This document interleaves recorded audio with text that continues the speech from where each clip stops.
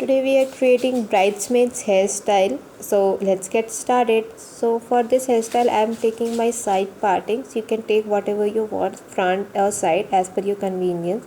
Now make a low ponytail and make a bun like this and pin it with a bobby pin. Now start placing your flower from the bottom.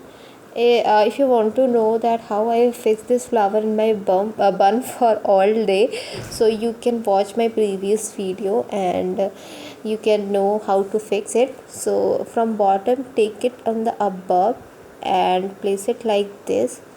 Make it like take in the side ones, both the side. Make sure these both flowers are same place on the both side, otherwise it will look awkward like this.